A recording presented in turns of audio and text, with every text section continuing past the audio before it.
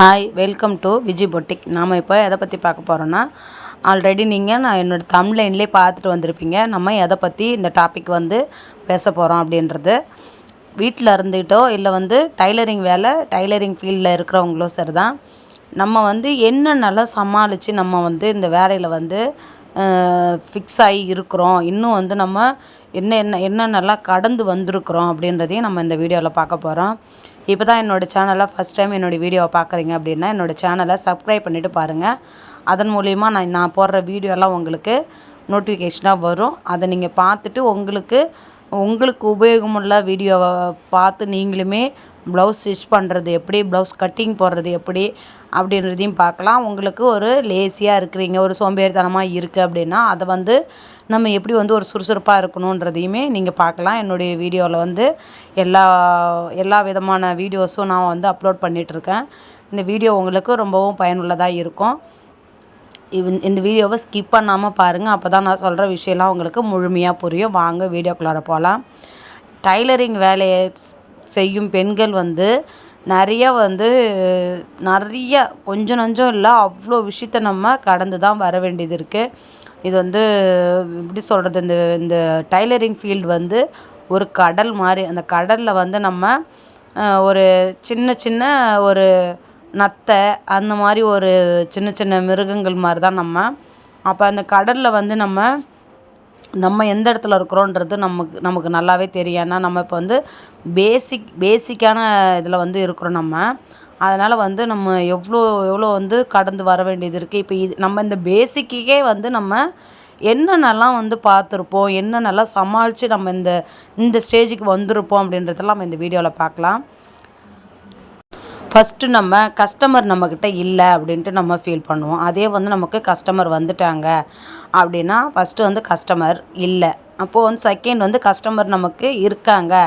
அப்போ அந்த கஸ்டமரை வச்சுட்டு நம்ம எப்படி மேலே வளர்ந்துட்டு வரணும் அப்படின்றதையும் செகண்டாக நம்ம பார்ப்போம். கஸ்டமரு வந்துட்டாங்க, வந்ததுக்கப்புறம் நம்ம இதிலேருந்து நம்ம எப்படி நம்மளை க்ரோத்து பண்ணி போகணும் அப்படின்றது தான் நம்ம இதை பார்க்கணும். நெக்ஸ்ட்டு அதாவது அந்த இடத்த நம்ம ஃபுல்ஃபில் பண்ணிட்டோம். ஃபஸ்ட்டு கஸ்டமர் இல்லை, செகண்டு கஸ்டமர் வந்துட்டாங்க. அந்த கஸ்டமருக்கு நம்ம கரெக்டான ஒரு அவங்க கேட்குற ஒரு ஃபீட்பேக் நம்மக்கிட்ட இருக்கணும். அவங்க ஒரு ப்ராப்ளத்தோடு அந்த அளவு ப்ளவுஸ் கொடுக்குறாங்க அப்படின்னும்போது நம்ம அதில் எந்த ஒரு ப்ராப்ளமும் இல்லாமல் அவங்களுக்கு கரெக்டாக கட்டிங்லேருந்து ஸ்டிச்சிங் வரைக்கும் ப்ராப்பராக இருக்கணும். இது நம்ம செகண்டாக முடிச்சுட்டு அடுத்த ஸ்டேஜுக்கு போகிறது. அப்போ இதை நம்ம செகண்டு முடிச்சுட்டு அடுத்த ஸ்டேஜுக்கு போகிறோம் அப்படின்னா செகண்டு தான் ரொம்ப ரொம்ப ரொம்ப முக்கியமான விஷயம் இல்லையா. ஃபஸ்ட்டு நம்ம கஸ்டமர் வேணும் அப்படின்னு நம்ம ஃபீல் பண்ணுறோம். அந்த கஸ்டமர் வந்துட்டாங்க அப்படின்னும்போது நம்ம செகண்டை எந்த அளவுக்கு நம்ம ரொம்ப ரொம்ப கவனமாக இருக்க வேண்டிய விஷயம் இது. ஒரு சின்ன தப்பு பண்ணிட்டோம் அப்படின்னாலுமே நம்ம கஸ்டமருக்கு மத்தியில் ஒரு சரியான ஒரு கெட்ட பேர் வர்றதுக்கு நிறைய வாய்ப்பு இருக்குது. அதனால் நம்ம இந்த ஃபீல்டில் நம்ம கற்றுக்க வேண்டியது நிறைய விஷயம் இருக்குது. அதனால் ஒரு சில பேர்லாம் நாசுக்காக பேசுகிறவங்களும் இருப்பாங்க, ஒரு சிலவங்களாம் ரொம்ப ஹார்ஷாக பேசுகிறவங்களும் இருப்பாங்க. அப்படி இருக்கும்போது இதெல்லாம் நம்ம கடந்து தான் வர வேண்டியது இருக்குது, பார்த்து தான் ஆகணும். நமக்கு இது சாதாரண விஷயம் கிடையாது. நம்ம எப்படி நாம் அவங்க கொடுக்குற துணியை கரெக்டாக ஸ்டிச் பண்ணி கொடுக்குறோமோ அதன் வழியாக தான் நமக்கு நல்ல பேர் வர்றதும் இல்லை கெட்ட பேர் வர்றதும் நம்ம கையில் தான் இருக்குது இல்லையா. அதனால் இது நான் ஒரு வேளை உங்கள்கிட்ட சொல்கிறது உங்களுக்கு நீங்கள் பயப்படுற மாதிரி இருக்குது அப்படின்னா நீங்கள் பயப்படாதீங்க. ஏன் நான் இதெல்லாம் சொல்கிறேன்னா, ஒரு விஷயத்த நம்ம நல்லதை மட்டுமே உங்கள்கிட்ட நம்ம சொல்லிக்கிட்டே வந்தோன்னா அதில் உள்ள ப்ராப்ளத்தையும் நம்ம சொல்லும்போது தான் அதன் வழியாக அந்த ப்ராப்ளம் வராமல் எப்படி நம்ம மேலே வளர்ந்துக்கிட்டு போகணும், அதை நம்ம எப்படி சரி பண்ணி போகணும் அப்படின்றது உங்களுக்கு தெரியும் இல்லையா. அதனால தான் உங்களுக்கு இன்ச் பை இன்ச்சாக உங்களுக்கு அதுலேருந்து நம்ம எதை கற்றுக்கணும் அப்படின்றது ஒவ்வொன்றும் நமக்கு ஒரு அனுபவ பாடம் தான். ஒரு ப்ராப்ளம்ஸ் ஒரு கஸ்டமர் நமக்கு சொல்கிறாங்க அப்படின்னும்போது அந்த ப்ராப்ளம்ஸை நம்ம எப்படி சால்வ் பண்ணி அவங்களுக்கு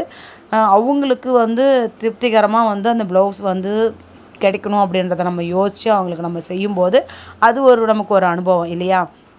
இதனால் வெக்ஸ் ஆகிடக்கூடாது. அவங்க இதுமாதிரி சொல்லிட்டாங்க, நம்மளால் இதுக்கப்புறம் நம்ம ப்ளவுஸ் தைக்கிறது யாருக்குமே செட் ஆகாது போல் இருக்குது அப்படின்னு நீங்கள் ஒரு மைண்ட் செட்டுக்கும் வந்துடக்கூடாது. ஒவ்வொரு கஸ்டமருக்கு ஒரு ஒரு மாதிரி. ஏன்னா ஒவ்வொருத்தவங்களுக்கும் ஒரு ஒரு மாதிரி தோணும். ப்ளவுஸை பொறுத்த வரைக்கும் மட்டும் நம்மளால வந்து சரியான விதத்தில் ஃபில்ஃபில் பண்ணவே முடியாது. ஏன் அப்படி சொல்கிறேன் அப்படின்னா, ஏன்னா ஒவ்வொருத்தவங்களுக்கும் ஒவ்வொரு மாதிரி உடம்பு தோற்றம் வந்து இருக்க செய்யும். அது வந்து ஒரு சில பேருக்கு பார்த்தோம்னாக்கா கை வந்து கொஞ்சம் பாடியாக இருக்கும்.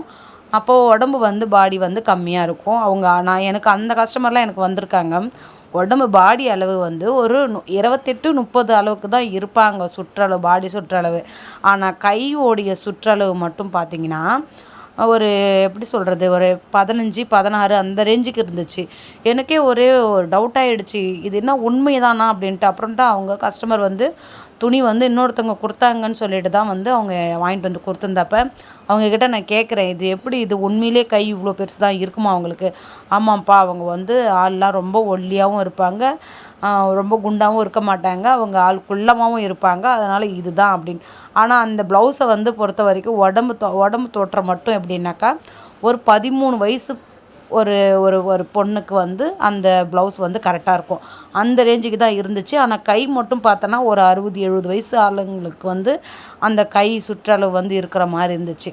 இது மாதிரிலாம் நிறைய வந்து நம்ம கடந்து தான் வரோம். நிறைய ஒவ்வொருத்தவங்களுக்கும் ஒரு ஒரு மாதிரி உடம்பு தோற்றம் வந்து இருக்க செய்யும். அதனால் இந்த ப்ளவுஸை பொறுத்த வரைக்கும் மட்டும் நம்மளால் கரெக்டாக ஃபுல்ஃபில்லாக வந்து கொடுக்க முடியும்னா வாய்ப்பே கிடையாது. அதுலேருந்து நம்ம அதை கொண்டு போகிறோம். அதுலேருந்து நம்ம சின்ன சின்ன நுணுக்கங்களை புரிஞ்சுக்கிட்டு அதுலேருந்து நம்ம மேலே வரோம் அப்படின்னாலுமே நீங்கள் வந்து செகண்ட் ஸ்டேஜை வந்து கடந்துட்டீங்க. அப்போது வந்து எந்த ஒரு ப்ராப்ளமும் இல்லை. அதை மட்டும் நீங்கள் புரிஞ்சுக்கணும். அதை வந்து நம்ம கடந்து வரோம் அப்படின்னா அது வந்து ஒரு நாள் 2 நாள்லலாம் நம்மளால் முடியாது. குறைஞ்சது ஒரு 6, 7 வருஷமாச்சும் நீங்கள் அதில் வந்து அந்த ப்ளவுஸ் தைக்கிறதுலே வந்து ரொம்ப முழுகி இருந்தால் மட்டும்தான் நம்மளால் வந்து நான் சொல்கிறத வந்து உங்களால் கரெக்டாக புரிஞ்சிக்க முடியும். என்ன ஒரு கஸ்டமர் வந்து துணி கொடுக்குறாங்கன்னும் போது அவங்க ப்ளவுஸில் எந்தெந்த ப்ராப்ளம் இருக்குது அப்படின்னு நம்மக்கிட்ட சொல்கிறாங்க அப்படின்னாலுமே அவங்க சொல்கிறது வந்து நமக்கு புரிய ஆரம்பிக்கும் இல்லையா? அப்போ எதனால் வந்து அவங்க சொல்கிறது நமக்கு புரிய ஆரம்பிக்குதுன்னா, பேசிக் ரேஞ்சில் இருக்கிறாங்க அப்படின்னா, பிகினராக இருக்கிறாங்கன்னா அவங்களுக்கு வந்து அவங்க சொல்கிறதுலாம் வந்து அவ்வளோ சீக்கிரம் புரியறதுக்கு ரொம்ப கஷ்டம். அவங்களுக்கு தெரிஞ்ச வரைக்கும் அதை சரி பண்ணி அவங்க வந்து அதை தச்சு கொடுக்கணும் அப்படின்னு நினைப்பாங்க. ஆனால் நான் சொல்கிற மாதிரி வந்து உங்களுக்கு எல்லாமே கற்று வச்சுக்கிருக்கீங்க, அவங்க சொல்கிறது எல்லாமே உங்களுக்கு வந்து மைண்டில் வந்து புரியுது அப்படின்னாலுமே உங்களுக்கு நீங்கள் செகண்ட் லெவலில் வந்து நீங்கள் தாண்டி வந்துட்டீங்க அப்படின்றது தான் அர்த்தம் இல்லைங்களா? அப்போது நம்ம செகண்ட் லெவலில் ஃபுல்ஃபில் பண்ணிட்டோம். அப்புறம் நெக்ஸ்ட்டு என்ன பண்ணணும், கஸ்டமரை வந்து நம்ம கொடுத்த துணியை நம்ம கரெக்டாக வந்து கொடுக்குறோம். அவங்களுக்கும் பிடிச்சி போச்சு. அப்போ இந்த கஸ்டமரை நம்ம எப்படி தக்க வச்சுக்கணும், நம்மக்கிட்ட ரெகுலராக எப்படி வரணும்.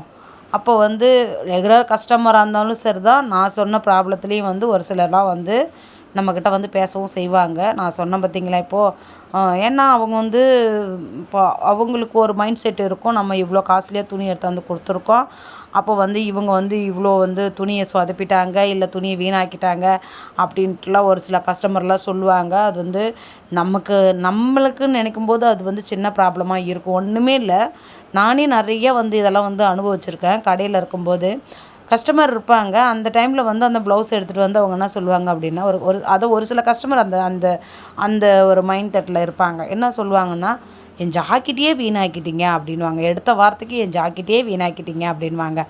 எதனால் அப்படி சொல்கிறாங்கன்ட்டு நமக்கு ஒன்றுமே புரியாது. அது ஒரு கஸ்டமர் இருக்கும்போது அந்த ஒரு ப்ராப்ளம் அப்படி மென்ஷன் பண்ணி சொல்லும்போது அவங்க என்ன நினைப்பாங்க, எனக்கு இதே ஒரு மைண்ட் செட்டாகவே இருந்துச்சு. அப்புறம் வந்து அவங்க சொல்லும்போது தான் எனக்கு புரிஞ்சுது, ஒன்றுமே இல்லை, அக்கிளாண்ட லூஸ் இருக்குது, அதாவது ஆம்கோலாண்ட லூஸ் இருக்குது.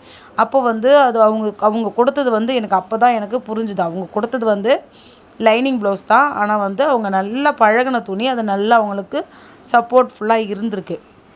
ஆனால் நம்ம தைச்சது வந்து ஒரு ஹார்டான துணி, அது வந்து அவங்களுக்கு அந்தளவுக்கு சப்போர்ட் பண்ணலை. அது வந்து அவங்களுக்கு புரியல, அதனால் வந்து அப்படி பேசுகிறாங்க. ஏன்னா அந்த மாதிரி கஸ்டமர்லாம் நமக்கு இருப்பாங்க. அதெல்லாம் கடந்து தான் வரணும். இதுபோல் நீங்களும் கடந்து வந்திருக்கீங்க, இதுபோல் நீங்களும் அனுபவிச்சிருக்கீங்க அப்படின்னா எனக்கு நீங்கள் கமெண்ட் பண்ணுங்கள். இந்த வீடியோ உங்களுக்கு பயனுள்ளதாக இருந்ததா அப்படின்ட்டு எனக்கு நீங்கள் கமெண்ட் பண்ணுங்கள். இது வரைக்கும் ஸ்கிப் பண்ணாமல் பார்த்த அனைவருக்கும் ரொம்ப ரொம்ப நன்றி. Bye friends.